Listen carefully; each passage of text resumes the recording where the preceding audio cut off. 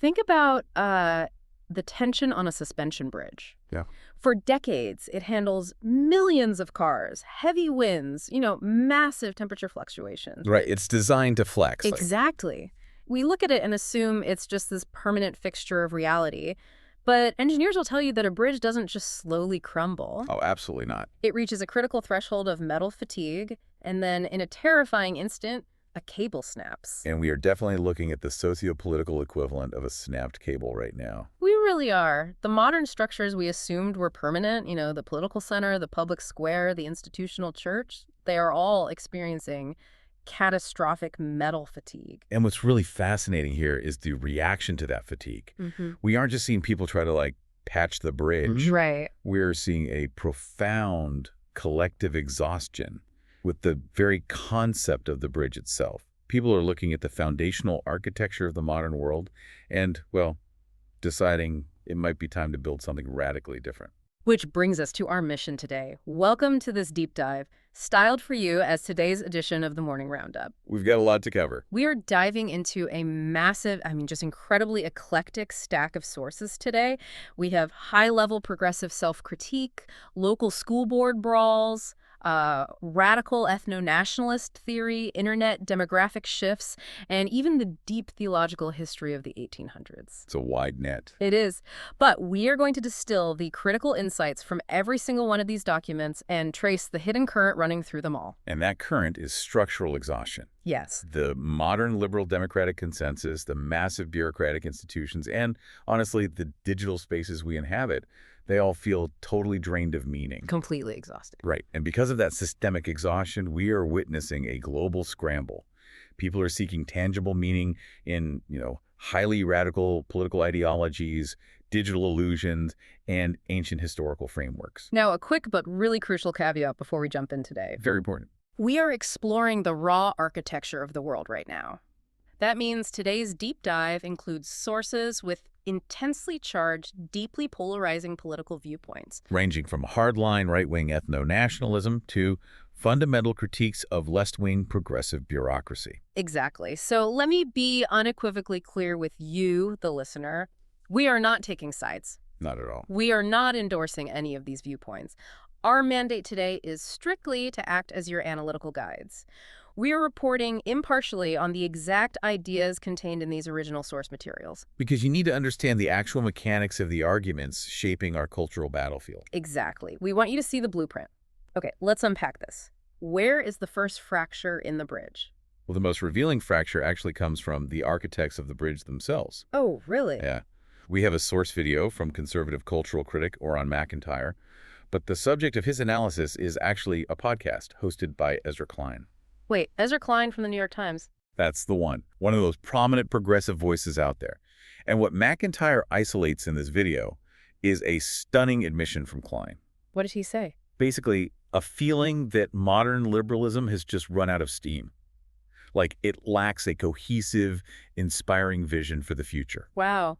Right, and McIntyre points out that for progressives, the Obama years were supposed to be like the culmination of the liberal project. Exactly. A permanent demographic and moral victory. But instead, it resulted in the profound shock of Donald Trump, and now just a general malaise. Right. So Klein brings on a historian, Helena Rosenblatt, to try and figure out where liberalism lost its way. By going all the way back to ancient Rome. Yes. Tracing the etymology of the word, and this completely subverts how we use the word today. It really is a brilliant historical excavation. Rosenblatt explains that the Roman concept of the root of liberty and liberalism, it had absolutely nothing to do with our modern conception of radical individualism. Not at all. Today, we think of liberty as a negative right, like, leave me alone so I can do whatever I want. Right. But in the ancient Roman Republic, being liberal actually meant being generous. It was a positive duty. The mechanics of that are so fascinating. You weren't free just to be isolated in your house. You were free so that you could actively participate in the civic machinery. Exactly. True liberty was the freedom to pursue civic virtue, to fund public works, and to contribute to the collective good of the Commonwealth. It was inherently tied to obligation. Yes. Your freedom was valuable only insofar as it benefited the collective structure of the society. So it's essentially like a highly sophisticated symphony orchestra. I don't like that analogy. Yeah, modern individualism is telling every single musician you are completely free to play whatever song you want in whatever key, at whatever tempo. Right, just pure chaos. But the ancient Roman concept of liberty was more like you are free from having your instrument confiscated so that you can fulfill your critical duty to play your specific part in this massive coordinated symphony. That's a great way to put it. Modern society desperately wants the beautiful music. We want the cohesive, high-trust society. Exactly. But we've completely destroyed the sheet music and just told everyone to improvise. And if we connect this to the bigger picture, that is exactly McIntyre's critique of Kime. Right.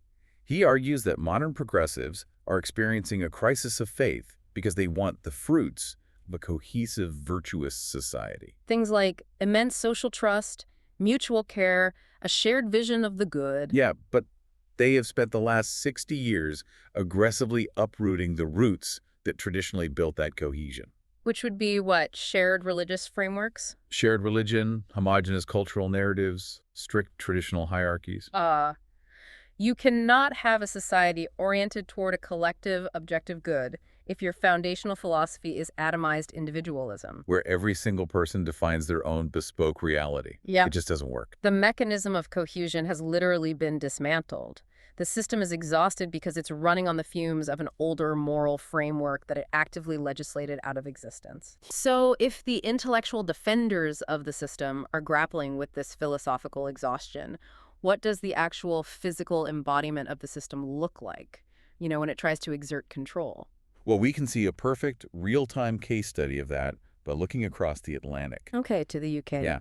We have a source from the Akkad Daily analyzing the new UK Prime Minister, Keir Starmer. Oh, this was wild. Very wild. Specifically, they are unpacking a rather bizarre internet meme phenomenon known as esoteric Starmerism, or gigachad Starmer. I have to say, seeing Keir Starmer, who is a very dry, center-left, bureaucratic, former human rights lawyer, memed into a hyper-masculine, ruthless gigachad by the online right wing, it's incredibly jarring. It's so bizarre to look at. Why is the faction that theoretically opposes everything he stands for suddenly praising his aesthetic? Because they recognize the terrifying purity of his approach. Purity? Yeah, the Akkad Daily host points out that Starmer isn't being praised for his specific political policies. He's being recognized as the ultimate robotic defender of the system itself. Oh, I see. The source actually describes him as a soulless machine man. He doesn't project normal human empathy. He doesn't seem to have charismatic passions. He is just the pure manifestation of the administrative state. Exactly. The source highlighted his reaction to the recent Southport riots as the prime mechanism of this, right? Let's break down exactly how that functioned. Yeah, so when the Southport riots erupted, a traditional empathetic politician, even like a highly cynical one just playing to the cameras, they would have offered a human response. They would go to the community, acknowledge the grief, attempt a narrative of communal healing. Right. But Starmer completely bypassed the human element. He didn't offer a narrative of healing. He offered a purely systemic mechanical response. He effectively communicated, you are an anomaly threatening the stability of the state machinery, and I will now deploy the machinery to neutralize you. Yes. He instituted 24-hour courts. He didn't argue with the rioters on TV. He just processed them through the judicial system at an industrialized speed. And that is the core of esoteric Starmerism. He views himself not as a charismatic leader of a people, but as the legitimate, rightful administrator of the state machinery. What's really crucial here is that he applies this exact same mechanical ruthlessness to his own allies. Wait, really? Yeah, the source details how Starmer deals with internal party coups or rebellious cabinet members. He doesn't out-debate them or plead with them. He literally just ignores them. Ignores them. The cabinet member comes to demand his resignation, and Starmer effectively tells them they aren't on the official schedule and has them removed. Oh, wow. It is the ultimate bureaucratic flex. Your emotional outburst is fundamentally irrelevant to the operation of this office.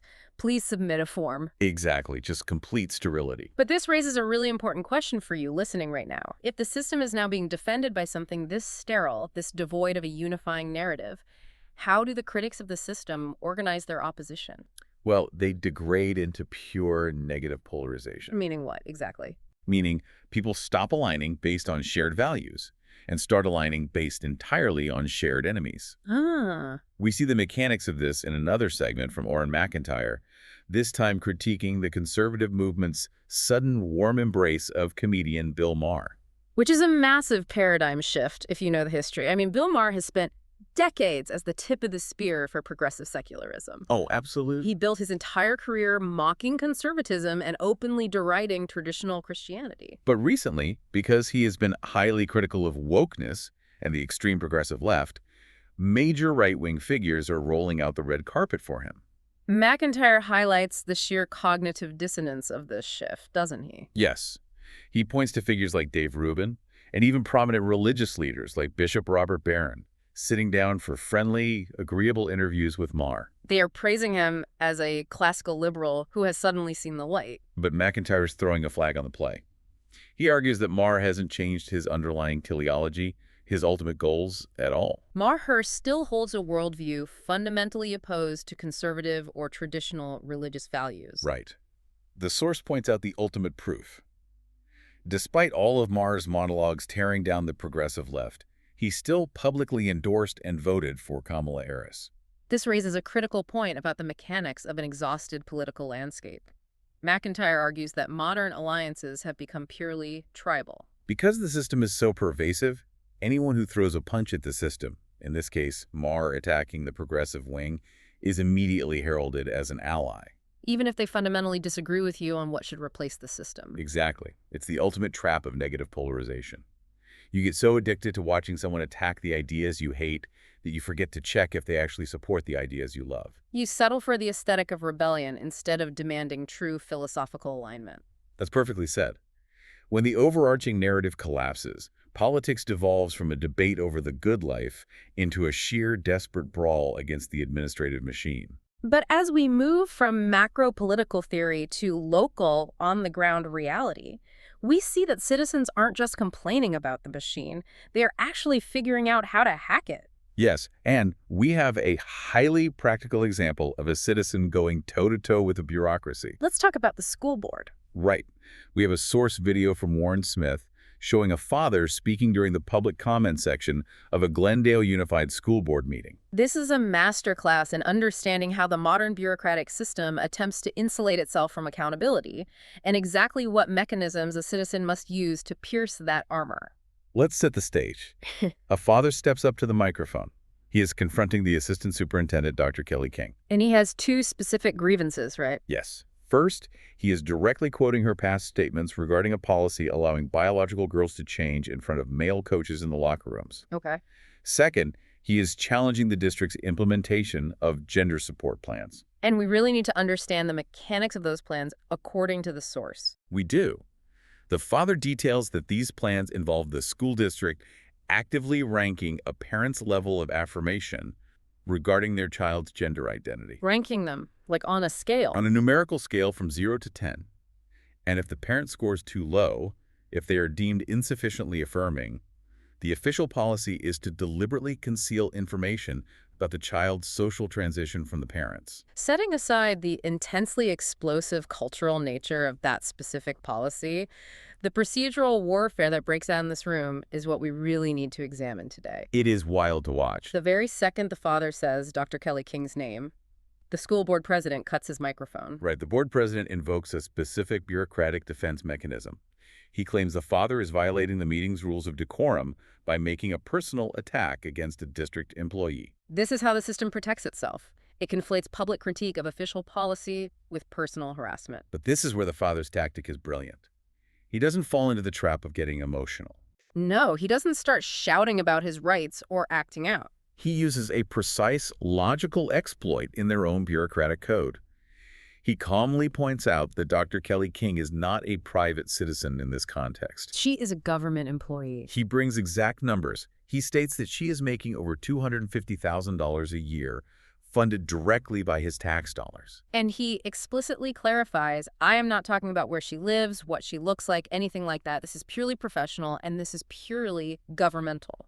He logically severs the personal from the professional, which completely removes their justification for silencing him. And then he pivots to the ultimate metric of bureaucratic failure, the performance data. Oh, this part was brutal. He points out that while the district is utilizing vast administrative resources to manage these covert gender support plans, the actual math proficiency among high schoolers in the district is sitting at a disastrous 43%. What's fascinating here is the lesson regarding systemic engagement. The bureaucracy thrives on emotion, right? Right. If you get angry, they can categorize you as a threat to decorum and dismiss you. But if you strip away all emotional rhetoric and focus strictly on the mechanical realities, official titles, stated policies, tax expenditures, and hard performance data, the system's defense mechanisms just short-circuit. They cannot hide a $250,000 public policy failure behind a shield of politeness. Exactly. It is a stunning display of civic judo. But it also reveals a deeper frustration. Hacking the school board meeting is a localized defense. What happens when groups look at the sheer scale of the exhausted system and decide that reform is impossible? Right. What happens when they decide the entire moral foundation of the system needs to be replaced? That leads us into profoundly controversial territory. Again, listener, we are strictly analyzing the architecture of these ideas. We are looking at a source from the Scottish Family Party, which features a deep theological and political conversation with commentator Jamie Bambrick. And the topic is Christian nationalism. The conversation between Bambrick and the host strikes at the absolute bedrock assumption of modern Western politics. The idea of the neutral public square. Yes, we are taught that modern secular democracy is a blank slate, a neutral arena where everyone brings their personal beliefs and the state just impartially manages the traffic. But Bambrick, drawing heavily on the intellectual frameworks of authors like Stephen Wolfe and Douglas Wilson, argues that this concept of neutrality is a complete, utter myth. His core thesis is that every single political system, without exception, is built upon a moral superstructure. Every law is an imposition of someone's morality. Therefore, the state always has a god, even if it refuses to call it a religion. To explain the mechanics of this, he uses a highly extreme but logically effective analogy regarding the ancient Aztecs. Right. He argues that if we were to construct a new society today and an Aztec contingent arrived demanding the right to practice human sacrifice on a pyramid, we wouldn't permit it. We would not cite religious pluralism or cultural tolerance and just let them proceed. No, we would use the violent force of the state to outlaw it and imprison them. Why? Because underneath our supposedly neutral secularism, we are enforcing a dominant, absolute moral framework that dictates human sacrifice is evil. So his underlying logic is that you cannot escape legislating morality. The state is always a moral actor. The only question on the table is, whose morality are you going to legislate? And Bambrick's argument is that since neutrality is impossible, the West should explicitly return to the specific Christian moral framework that historically built its institutions in the first place. But this raises an important question, and it's one debated within the source itself. How does a society undergo that kind of massive moral realignment? The host of the Scottish Family Party represents a more traditional democratic approach, right? Yes, he argues for persuasion. Mm-hmm. He wants to write a compelling manifesto, Yeah. win the hearts of the public, win an election, and pass Christian-aligned laws from the bottom up. His fear is that declaring a top-down Christian nation violates the democratic process and sets a dangerous precedent. But Bambrick aggressively pushes back against that bottom-up model. He argues that political leaders are not merely supposed to be weather vanes, spinning to reflect whatever the current 51% majority consensus happens to be. He believes leaders have a biblical and moral duty to actually lead the conscience of the nation. In his view, the law itself is a teacher. By passing righteous laws, even if they push slightly ahead of public opinion, the state actively shapes and forms the moral intuition of the populace. It is a total rejection of the post-war liberal consensus. The post-war consensus relies on the idea that all individual values are equally valid as long as they don't cause immediate physical harm to someone else. Bambrick is arguing for a return to a society organized around an objective, ultimate good. And this concept of rejecting the post-war consensus serves as the perfect bridge to our next source, which takes this architectural critique to its most radical extreme. If you thought the debate over Christian nationalism was intense, our next source goes even further. We are looking at a video from Dale Partridge at NXR Studios. He is detailing a political philosophy he calls the pre-war consensus. Partridge isn't just looking to tweak the current system. He is advocating for a complete structural reversion to the political and cultural realities of old America. Specifically, the societal architecture that existed prior to 1945. He argues that the modern exhaustion we feel is the direct result of abandoning the natural historical order of human civilization. Let's lay out the framework. He identifies 7 specific marks of this pre-war consensus: truth as an objective reality, religion as a societal foundation, covenantal identity. Meaning we are bound by deep duties to our ancestors and descendants, not just our present desires. Right. Then ethno-nationalism, patriarchy, authority, and historical preservation. To understand the sheer scale of this paradigm shift, we need to unpack the mechanics of a few of these points, because Partridge is entirely unapologetic about their radical nature. Take patriarchy, for example. He doesn't just mean a vague cultural respect for fathers. He advocates for a structural change to the franchise itself, openly calling for the repeal of the 19th Amendment. Wait, the 19th Amendment, which granted women the right to vote. Yes, the immediate modern reaction to that is pure shock, but we need to understand the structural logic he is employing. He is arguing for a return to household voting. The mechanism of household voting operates on the assumption that the fundamental, indivisible unit of society is not the atomized individual, but the family. Therefore, the family unit should cast a single unified vote. And traditionally, that vote is cast by the husband as the authoritative head of the household. Partridge argues that individualizing the vote fractured the family structure and turned husbands and wives into competing political demographics. And he pushes this further by analyzing how male and female psychologies fundamentally alter the mechanics of governance. He actually includes a clip from comedian Adam Carolla, who coined a highly provocative term, gynofascism. Gynofascism. The logic behind this term, and again, we are just outlining their structural argument here, is an attack on the modern bureaucratic methods we discussed earlier. Carolla uses the municipal government of Los Angeles as his prime example. He argues that when massive administrative systems are run through a hyper-feminized lens, the fundamental priority shifts from decisive action to endless process. The mechanism of failure, according to Carolla and Partridge, is that this system prioritizes consensus building above all else. Instead of a strong authority figure looking at a crisis like homelessness and taking immediate drastic action, the system spawns blue ribbon panels. It requires endless town halls to ensure everyone's feelings are heard. It prioritizes the safety and emotional comfort of the administrative process over the brutal necessity of solving the problem. Partridge contrasts this with the pre-war patriarchal model, which he views as a system of strict order, clear boundaries, and decisive top-down authority. He argues that the modern system is exhausted precisely because it is bogged down in this endless maternal consensus building that paralyzes action while the actual infrastructure of the society decays. It's an incredibly stark, hardline philosophy. But look at the thread tying our deep dive together today. We started with Ezra Klein feeling a vague, creeping exhaustion with the lack of progressive vision. We looked at the sterile, soulless machinery of Keir Starmer's bureaucracy. And now Partridge is looking at that exact same systemic paralysis, but his proposed solution is to rip out the entire liberal democratic operating system and reinstall a radically traditional, hardline patriarchal hierarchy. He's arguing that the bridge isn't just suffering from metal fatigue. It was built with the wrong physics entirely. It is a sweeping structural diagnosis. But there's a massive blind spot we have to address. Huge blind spot. Up to this point, we've been analyzing these ideological shifts as if they are entirely domestic debates. We assume that the radicalization of our politics is being driven by our neighbors, our coworkers, or domestic cultural shifts. But to truly understand the modern landscape, we have to examine the digital infrastructure, where all of these ideologies are actually being propagated and debated. Here is where the deep dive takes a terrifying turn into the mechanics of the internet. We have a source from the Basecamp podcast that completely shatters the illusion of the modern digital public square.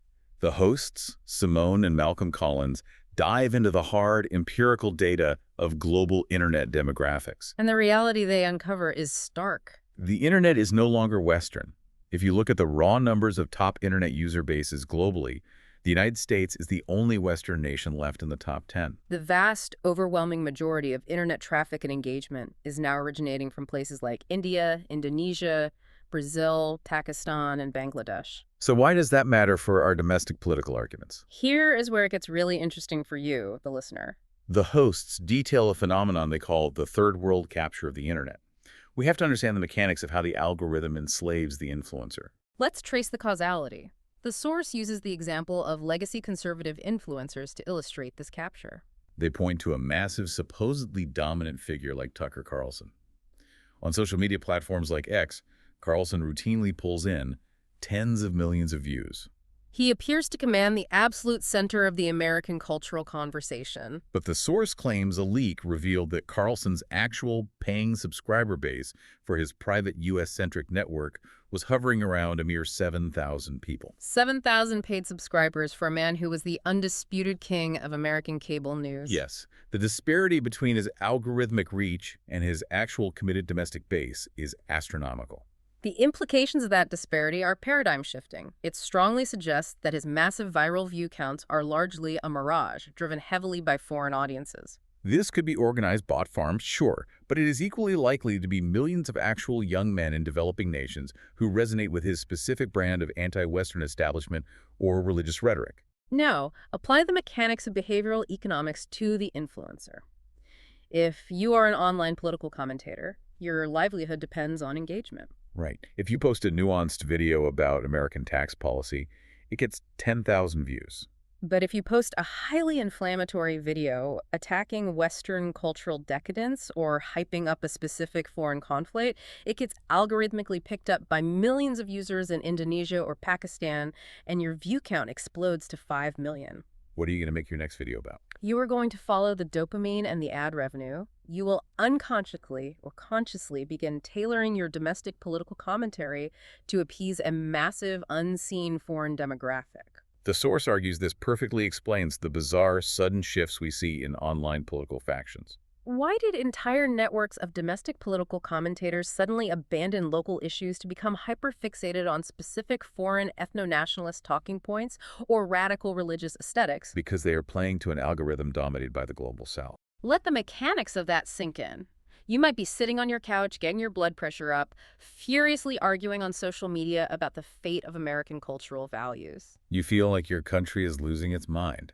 But in reality, the viral trend that is actively shaping your worldview, dictating your anxiety, and driving your political alliances is actually being generated by click farms in Bangladesh or teenagers in Brazil. You aren't fighting a domestic culture war. You are fighting a globalized, algorithmic phantom. It is the ultimate digital funhouse mirror. We feel the exhaustion of our physical institutions, so we turn to the internet to find community and meaning. But the internet feeds us a curated, algorithmically optimized, foreign-driven illusion of what our society actually believes. We are trying to diagnose a broken bone using an X-ray machine that is actively generating fake images. So if the macro-political system is a sterile bureaucracy and the massive digital public square is a captured, algorithmically driven illusion, where do human beings actually go to find meaning? What is the antidote to this profound sense of alienation? For that, we turn to a brilliant philosophical analysis by Paul Vanderklay. Vanderklay provides a profound counter-narrative to the massive scale of the internet. He analyzes the mechanics of microimmunities. He specifically focuses on a tiny corner of YouTube he refers to as TLC, where guys host live streams with maybe 142 subscribers. It's incredibly low production value, just regular men sitting in their rooms, maybe playing a guitar and talking to a tiny chat room. To understand why a 142 subscriber stream is vastly more important than a 10 million view viral video, Vanderklay utilizes the framework of the mid-century philosopher Hannah Arendt. He applies her crucial distinctions between three human conditions: labor, work, and action. Let's break down the mechanics of these three categories. Arendt's definitions are vital here. Labor is the endless cyclical process of biological survival. It is the effort required to sustain life-growing food, eating, cleaning, sleeping. The key characteristic of labor is that it leaves nothing enduring behind. You bake bread, you consume it, the bread is gone, and you must labor again tomorrow. Then there is work. Work is the fabrication of the artificial world. It is a carpenter building a table or an architect designing a building. Work creates a durable object that outlasts the creator and provides a stable physical environment for human life. But the highest form of human activity, according to Arendt, is action. Action occurs exclusively in the plural. It requires the presence of other unique human beings. Action is speech. It is debate. It is the unscripted interaction where a human being discloses who they are rather than just what they are. Action is what creates the web of human relationships. And it is the only thing that can generate true, enduring community. Here's where Vanderklay's synthesis is so powerful. The massive algorithmic internet, the viral tweets, the endless TikTok scrolling is not action. It is purely digital labor. It is an attention economy where you endlessly consume digital bread that vanishes into the feed the moment you swipe up. It leaves no durable community behind. It just demands that you consume more tomorrow to stave off the digital hunger. But those tiny 142 subscriber live streams, because they are intimate, unscripted, and entirely localized to a specific group of interacting humans, they function as true action. Vanderklay compares them to the elders at the city gate in the Old Testament.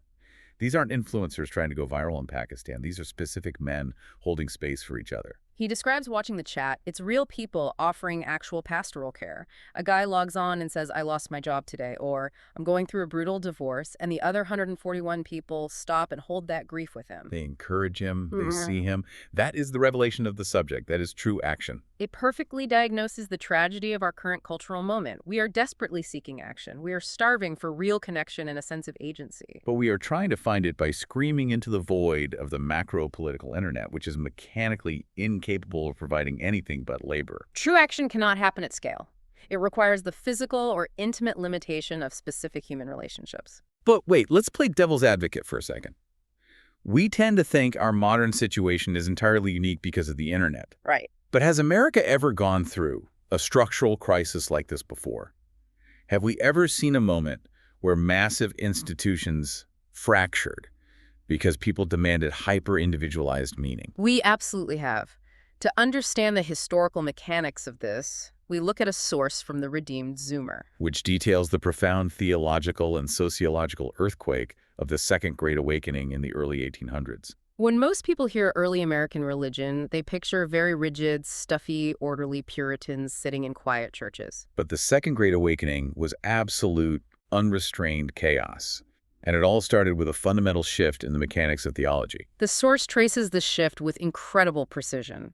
Early American religion was heavily anchored in traditional Calvinism. The mechanical core of Calvinism is the total sovereignty of God and the total depravity of man. In this framework, human nature is essentially a boulder. It cannot lift itself. Salvation requires God to act as a crane, reaching down to lift the boulder entirely by his own power. Human free will plays no role in initiating salvation.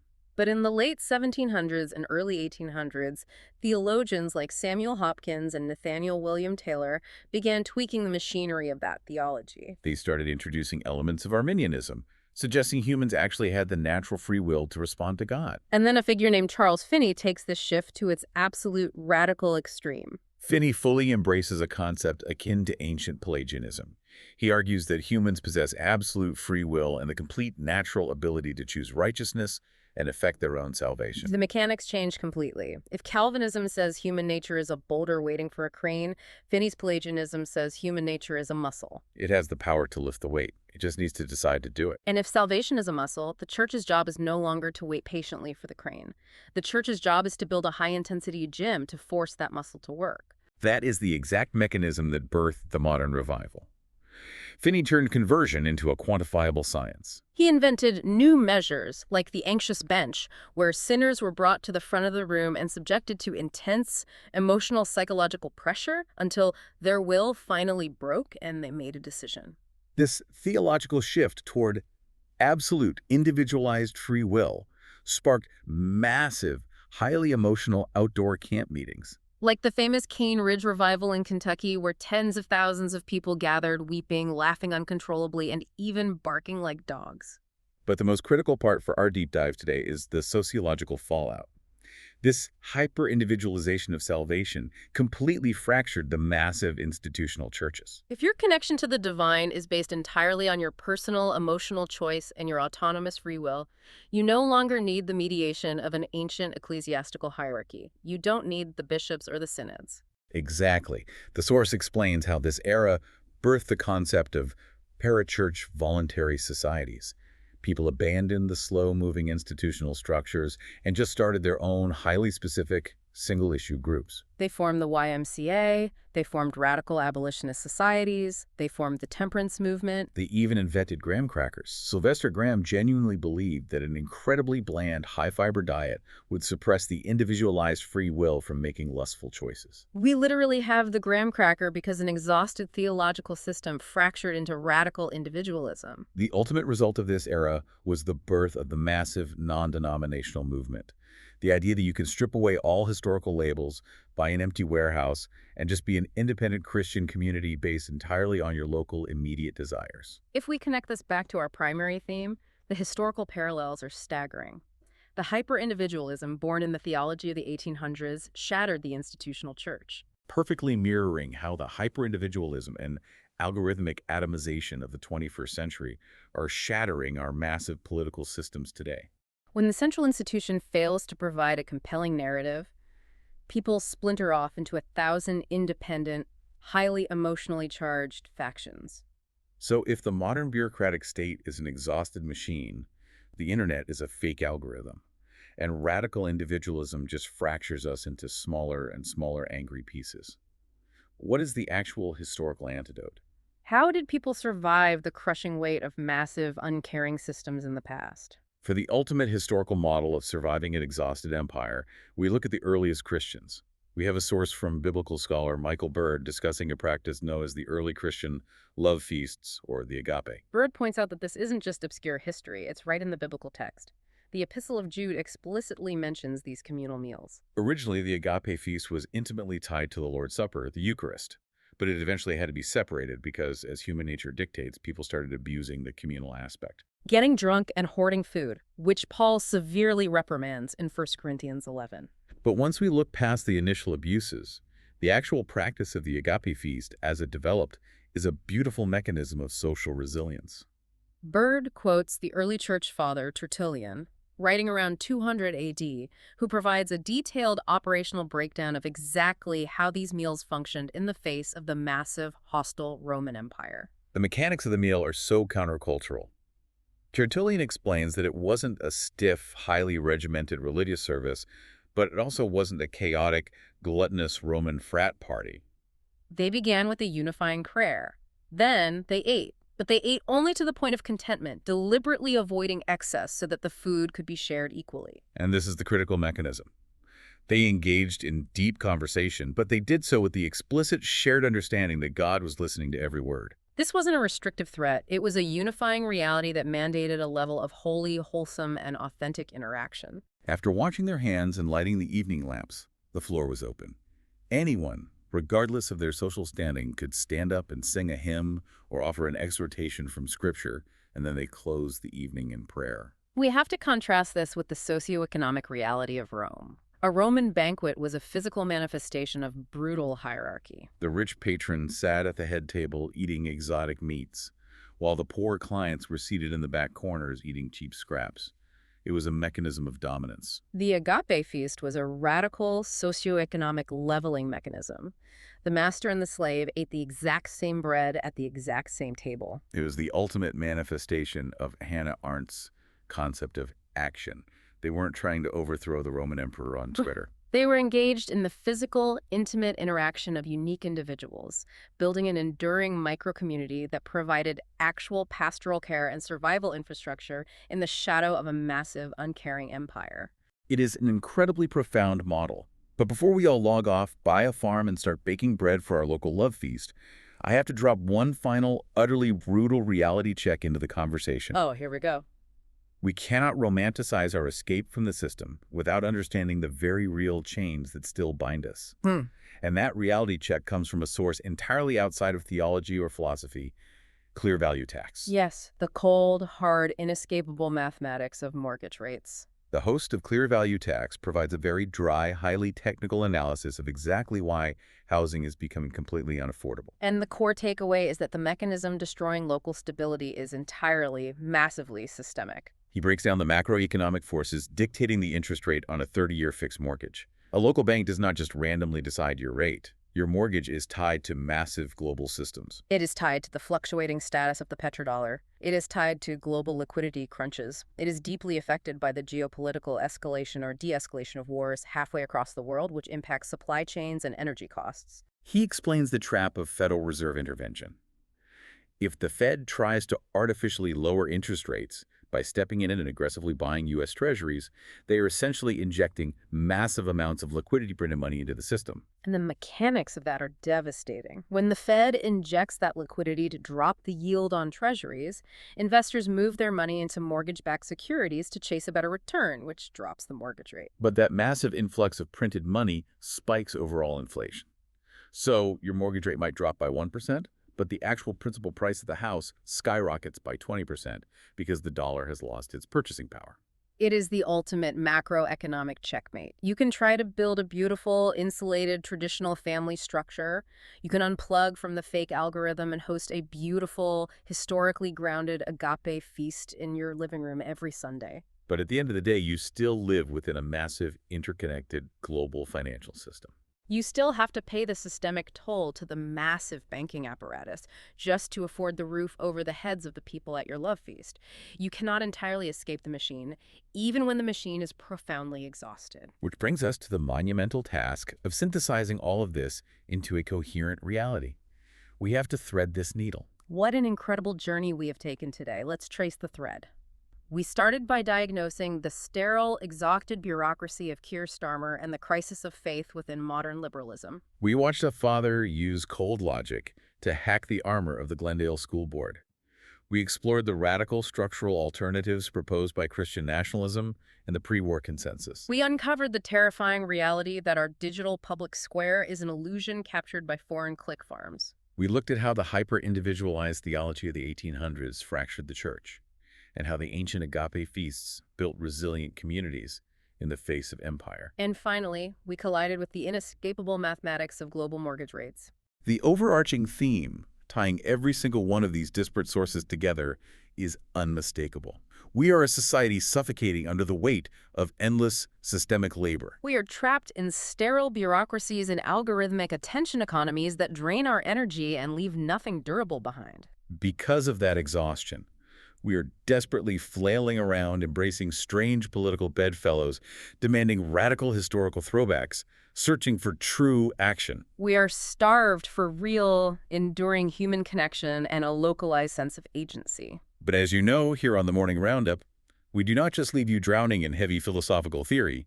We promise you practical, actionable steps to navigate the world as it actually is. Based on the deep mechanics we've unpacked today, here is your action plan. Number 1. You must ruthlessly audit your digital diet. Take a hard analytical look at the political influencers and content creators you allow to shape your anxiety. Ask yourself, are they genuinely speaking to the specific material concerns of your actual community? Or are their talking points, their outrage, and their focus being captured and optimized by a global algorithm driven by demographics thousands of miles away? Protect your attention. Do not allow your political worldview to be radicalized by a phantom, algorithmically generated consensus. Number 2, if you must engage the bureaucracy, engage it smartly. If you find yourself in a position where you have to confront an exhausted system, whether that is a local school board, a massive corporate HR department, or a municipal council, you must utilize the tactics of the Glendale Father. Strip away every ounce of emotional rhetoric. The bureaucracy desperately wants you to get angry so they can dismiss you as a threat to decorum. Deny them that shield. Focus strictly on the cold mechanics: official titles, written policies, tax expenditures, and hard performance data. Be polite, be incredibly precise, and be undeniably factual. You cannot outscream the machine, but you can short-circuit its logic. Number 3, you need to start building localized infrastructure. Stop trying to find Hannah Arendt's action by arguing with strangers on a globalized internet platform. You will not save Western civilization with a viral tweet. Instead, gather real human beings in physical space. Share a meal. Listen to each other without looking at a screen. Practice actual community. If the massive macro structures of our society are suffering from mental fatigue, you must begin building the micro-infrastructure of human connection that can sustain you when the cables snap. And finally, as we wrap up this deep dive, we want to leave you with one last provocative thought. Something to chew on as you log off and walk out your front door today. Think about your ultimate political or cultural hero. The person whose videos you share, the person you champion online every single day. If they got exactly what they wanted tomorrow, if they successfully tore down the exhausted system and achieved total victory, do they actually possess the localized physical community infrastructure to catch you in the fallout? Or would you just be standing entirely alone, isolated in the rubble of a broken bridge? That is a heavy question, but it's the exact kind of question we need to be asking. Listen, you are the reason we dig into these sources. We want to equip you to understand the mechanical reality of the world, muddy waters and all. If this conversation challenged your worldview today, or gave you a sharper lens to see through the noise, do the vital thing. Hit like, subscribe, and share this with someone who needs to hear it. And most importantly, do not just take our word for it. The links to every single one of these sources are in the show notes. Go read them, check the data, analyze the arguments, and go deeper on these topics yourself. Until next time, stay sharp, protect your peace, and we will see you at the next Morning Roundup.